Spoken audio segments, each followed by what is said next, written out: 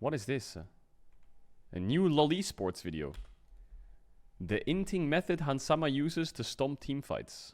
Any team, your opponents are always desperately finding ways to engage on you. And in a game as bursty as League of Legends, it can often feel like a single mistake can cause you to die instantly with zero counterplay. But G2's AD carry Hansama takes that terrible weakness and flips it on its head. Even on marksmen, which are the most fragile role in the game, Hans is constantly playing on the brink of death to bait his opponents into terrible situations. In this skill-capped LoL esports guide, you're going to see just how fearless of a player Hansama is and some of the crazy ways you can dominate teamfights by abusing the fact that you are playing the most sought-after target in the game. So let's get into it. What better way to kick things off than this game versus Mad Lions? To set things up, G2 is up around 4,000 gold and are looking to extend their lead. We're not going to lie to you here. As an AD carry in this position, you could definitely just kick back your feet and chill while your team sets up with vision and a good engage. You could easily win by just playing a safe front-to-back team fight and not stressing too hard. But Hansama seemed like he had dinner plans that day and is going to take matters into his own hands, ending this game in a matter of seconds. Now, the precursor to this fight is important because it will highlight why he plays the fight in a very specific way. G2 watches Lissandra clear the top lane wave and then disappear into the fog of war on the top side of the map. Then they spot Lee Sin, path through the Raptors towards mid, and don't see him again after that. And while they do have vision of Gragas farming bot, Rakan has yet to show on the map. Knowing all of this, Hans path towards mid to contest the push. As he does, G2 pings their own Raptors. This indicates that they think the enemy Lee Sin is wrapping around them for a flank, since they haven't seen him on their left side wards in a while. So why does all this matter? Well, to put it simply, it makes it very likely that the Mad Lions are looking to turn things around with an engage from multiple different angles. They really want to punish Hans if he decides to get greedy and contest the mid push. A really easy play here for most AD carries is to wait for a teammate to clear Lee from the flank and contest for mid push afterwards. But that'd be too easy. Hans moves forward to push and decides he's going to bait this fight. He walks up and hits the wave. He then uses his blue trinket to try and find Rakan. Once he spots him in mid, he's got all the info he needs to begin the play. He just plays Lantern Mickey and pretending to mess up a bit, giving the go signal for the Mad Lions. As they engage, Hans kites diagonally away from Rakan and Xayah, making their engage pretty clunky. Even though he ends up getting CC'd, it's too far away from any other threat for it to matter. Of course, the threats aren't over yet. Whoa, why did he knock up Thresh? To try and lock him down as well, but the second she comes over, he instantly flashes over the wall to safety. This is one of the most important team fighting concepts you can ever learn as an AD carry. If you watch professional AD carries play, you'll see they very often start team fights parallel to their tanks, or even in front of them sometimes. There is a very good reason for this. As an ADC, if enemy engaged champions use their engage on you and you flash or dash backwards, it is usually a fight-winning play. This is due to the fact that the player is likely stuck in the middle of your entire team without if you have Lantern, if you have Gale Force, if you have like a mobility champ, you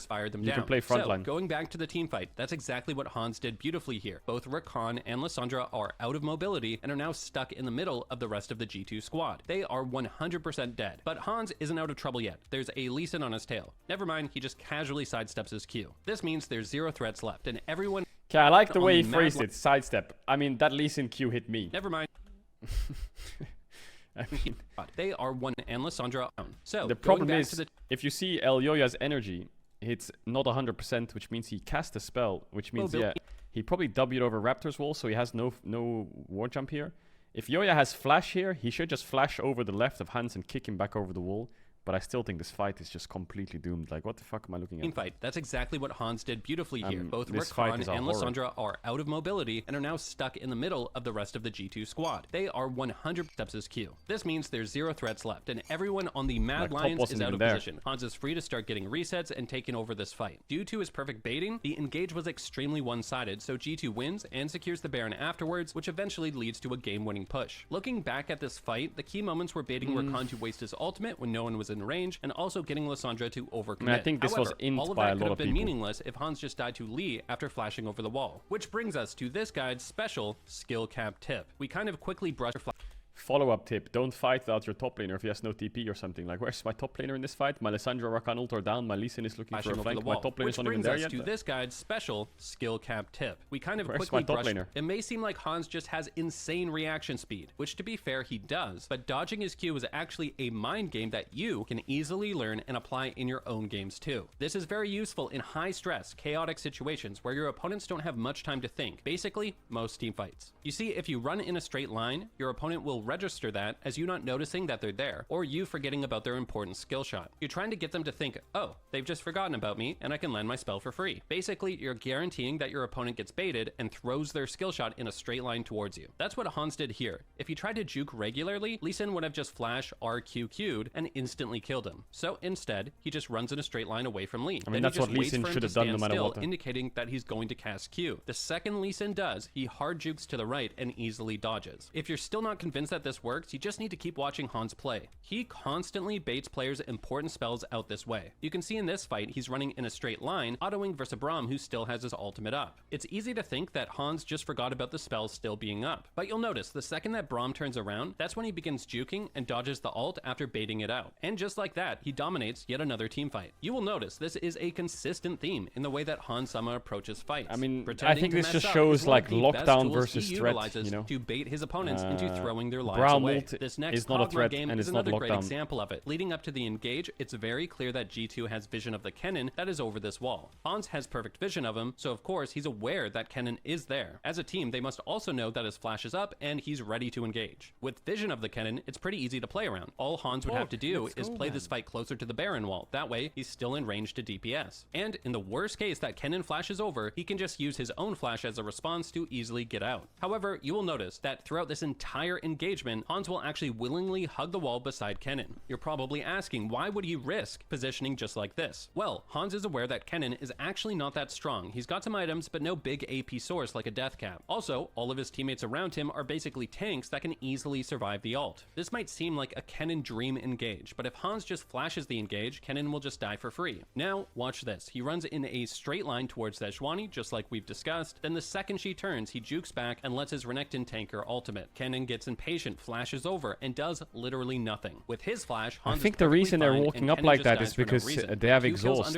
Like, I think Mickey is probably pinging Kennen saying it's fine, I have exhaust. Pretending to mess up and miss position is a great way of baiting someone on the enemy team to throw and their like life if away. Kennen flash ults and you have Great exhaust, tool like for this setting guy up your can't own kill. teammates as You well. can always One of the just turn best on ways him. to use yourself as bait is to set up your other allies to flank. Everyone knows that a He probably flank has engage in cleanse this as game well is in almost a ESGA as guaranteed well. I don't win. know. There's nothing Answering to be the scared enemy of. Just carries fucking and go. getting your engaged champions right on top of them is generally just game winning. But there is a bit of That's logic why this here. next engage will go to what's show ulting how first? fearless There's Hans a little is bit of and logic his here. extreme determination to set up his teammates. Right now, G2 is pretty split on the map, whereas 4 members of Koi are around mid or close by in the river. What happens next will seem very odd with this in mind. Mickey flashes forward to Nautilus ult the Ashe, and Hans follows aggressively behind him. This initially makes zero sense, as they are immediately at a numbers disadvantage. But G2's goal is clear. They want to bait Koi into walking towards mid. This creates a teleport angle onto the ward behind them, while also giving time for Caps to eventually flank as well. And they have all the faith in the world that Mickey and Hans can bait this cleanly and buy time for the rest of them to get there. So Hans paths directly towards the Ashe, pretending like he's getting baited, and is going to fully engage on her. Koi probably saw this and thought it's their opportunity to strike. So instead of just headbutting Hans away, Alistar is going to try to go for the kill with a WQ. This is a sign that they actually think they're in a winning position and can turn this engage around. But the second that Alistar begins his combo animation, Hans had his Q at the ready and just hopped diagonally away from all the threats. This puts Mickey directly between him and the Sejuani that is likely in this brush, while also putting him at max distance between him and Tristana. Needless to say, it's another flawless bait. Alistar is engaged way too deep at this point and is left to die. Meanwhile, the other members of Koi are in full retreat. Unfortunately for them, they had overstayed at this point. Caps and Yike join up to the fight and are able to continue. See, now that's a much better another representation kill and are now of in bait. position to secure a That fight game-winning was a Baron. much better And this was representation. once again all on the backs of Mickey and Hans. But that working was together not just to a bait flawlessly to bait like their opponents into a play losing frontline. fight. That was Now, a moving team on to play our bait. final That was like a example, to team truly play. appreciate Like what you're about to you can, watch, we have to break down. like to be honest, I think what G2's call there is, if I'm looking at this map state before the TP comes in,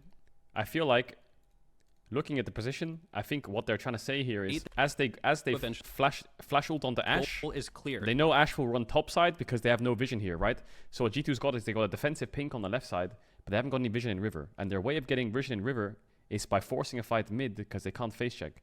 But the good thing that they do have mid. This creates a is they have caps angle and caps on the top side, right? And a pink here. So what they're probably doing is chasing Ashe into top side so caps can run around. That's their thought. I don't think it's the TP. I think caps just TPs because he sees Alistar turn. But they would just slow chase the Ashe up, and then they would sandwich them. And that's, I think, was G2's call. I don't think this fight represents like baiting them in. onto the But ward behind. I think G2 wants to force here no matter what. Like, Caps will either run here if it's slow, or he'll TP there if it's fast. Them while also giving time. But I think they're just forcing because they have no way of getting vision in river because they can't face check. But the second that Alistar in meanwhole, I mean, Hans plays it really well. Are in full retreat. Hans Unfortunately, plays, I mean, yeah, you see Broken Blade TPs, right? Not even Caps TP. So I think all the more it shows that they wanted to sandwich them. Or like, if you either, two things happen. One, when you engage them in mid, Koi runs up and Caps comes behind them.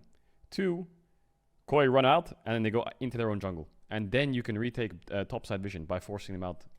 They had overstayed at this point. Really Caps and Yank join up to the fight and are able to continue the engage. They pick up another kill and are now in position to secure a... Bro, what is this guy? Dude.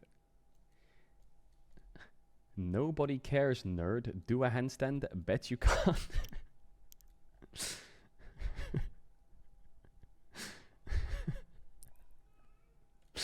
Bro, shut the fuck up. I can't do a handstand.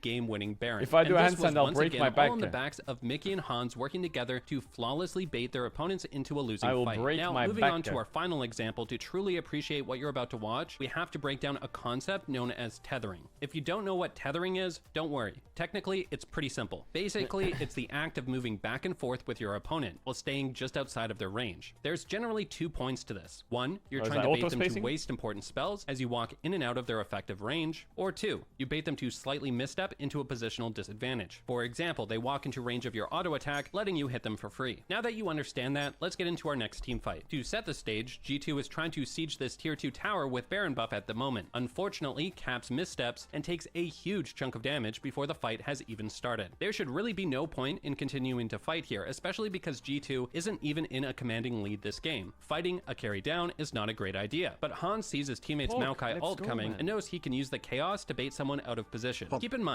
that when SK sees this ultimate coming, they basically have 2 choices. As a team, they can choose to disengage and all fall back together to tank it away from Kog'Maw's auto range, or they can all move forward and use their health and numbers advantage to just force G2 away. However, coordinating like that during the chaos of a fight is pretty hard, and Hans takes advantage of it perfectly. Take a look at his spacing as the ult comes in. He walks forward, and the enemy Lulu takes this as a sign to turn. With Polymorph, they can focus Kog'Maw down. Aphelios realizes her intention and turns as well, but by then, Hans and Lulu have already turned and backed off. He turns around again, baiting Lulu a final time, but then he just goes back again to spacing them out. Lulu then realizes she's just being baited over and over and gives up on trying to polymorph Cog. However, Aphelios didn't get the memo and keeps walking forward despite having Braum passive still on him. This is a fatal mistake. Now watch this fight in real-time speed and you'll understand why that was so frustrating to deal with for SK.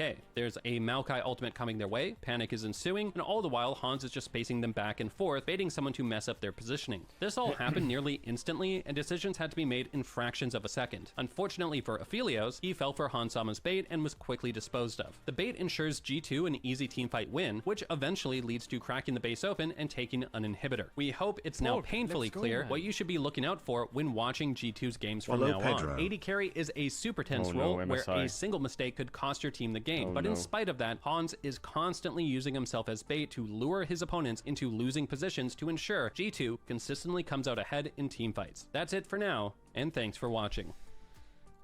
I mean, respect the Exa kick though. I mean, he kind of hinted it. I mean, this was not tethering. I don't think it's the word. It's always, I just call it auto spacing. But respect that. Respect the Exa kick. He knew this situation. Like, I've had this in pro play so many times where you have about 2 seconds to make a choice because you're being engaged on. Either you disengage or you turn. And when all your team are acting like fucking clowns, headless chickens, half are going in, out, in, out, in, out, in, out. Okay. You need that one motherfucking guy that just goes in without saying it. Sometimes you can say it, but if you go in game, then everyone will follow because they have no choice. That's the only way you get them to like be on the same page. Coming their way. So fair enough. Exakick seeing his team running around like fucking Azir's trying to get blocked against Sejuani. They fail it. The Lulu's dizzy as fuck. You know what he says? He says the only way out is if I cocky movement this fucking Braumult and I kill him. Just spacing them. So he tries to cocky movement it. Back and forth. He does the thing that the guy talked about earlier where he runs in a straight line. Is ensuing, and all the Look, he runs right. While Hans is just you'll see it. And then he just fucking cocky movement hard lefts with red. But Mickey knew he was going to do that. Back and forth, baiting someone to like if he dodges that Braumult ultimate coming and he can run backwards and Sejuani can go in, it'll kind of work. If this Braumult was going right and XK kept kiting left and then back up and Markun went in, they would actually win this fight. But he flipped it. I respect Exakick. Just baiting someone to mess up. Just 50-50 if we're going to win the game or not. Because my team's getting absolutely outspaced like hell. Good play. Very good play.